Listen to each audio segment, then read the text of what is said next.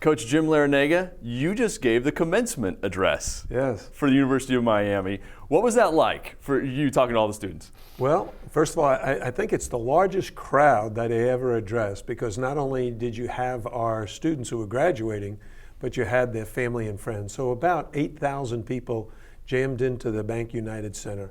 And it was an honor and a privilege to be able to address them. President Donna Shalala invited me to do the address, and I gladly accepted. I think the part about it, I watched the address. You talked about how if you just taught the players dribbling, shooting, passing, you wouldn't really feel very fulfilled in your job. Talk about that, what you meant by that. Well, the reason I got into coaching is because of my high school coach, Jack Curran. And he meant so much more to me than just the guy who taught me how to dribble, pass, and shoot. He was really a mentor. He was really my inspiration for wanting to coach. And he was my role model. And by that I mean, he didn't just teach basketball, he taught you life skills. He taught you how to be successful. He was interested in helping you get your first job, no matter what it was. And that's what I wanted to do. I wanted to be someone who was a good role model to my players and someone who could help them with their life. Whether they become NBA players, doctors, lawyers, businessmen, my job was to help prepare them for that. I could tell you were proud. Durant Scott was there. Julian Gamble and Trey McKinney-Jones got their masters, right? So it was a proud day for you. It was a very proud day because we had 6 seniors and all 6 of them graduated. We're very, very proud of our graduation rate, of our APR that puts us in the top 10 in the country. And that has been consistent throughout my career. We've always emphasized academics first. It's always student athlete with student being emphasized. Now, I have to admit, I saw this video for graduation, Donna Shalala dunking. Yeah. And you, a fine acting performance, by the way.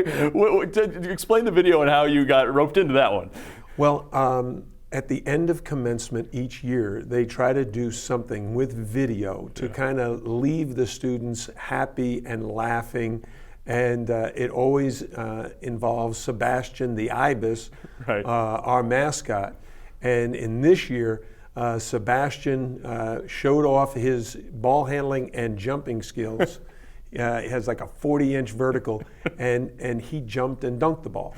And then he challenged President Shalala, who's about 5 feet tall, but considers herself an outstanding athlete in her own right. And she turned around and she mastered the art of dunking. The magic of editing, yes, she did. It was great. I loved your reaction. Now the NBA draft is coming up. What are you hoping for Shane Larkin, obviously after an incredible sophomore year? Well, it was rumored early on that Shane would be between probably 20 to 35 in the draft. Now we're feeling like he could be as high as in the lottery, 13th or 14th, wow. And up to 25. So. Great kid, great player. Wherever he's drafted, I just know he's going to have a tremendous impact at the professional level. Last thing, I want you to tell me a story. Everyone has seen you get all these Coach of the Year awards, and we started noticing that more and more in the write-ups about you winning Coach of the Year awards, there was a tilde as your last name. Tilde. Yeah. It's not actually called a tilde. Okay. I was told. Now, I've used the enye is what it's called. Right.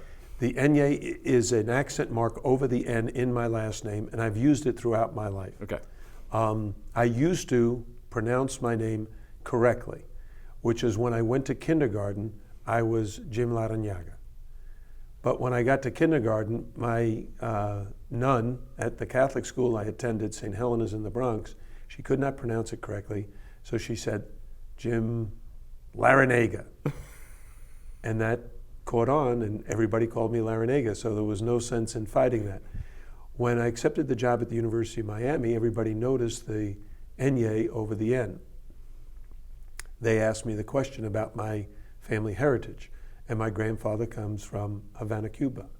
So, of course, Miami is noted for the number of Cuban Americans, and that became a great source of pride for me and for them.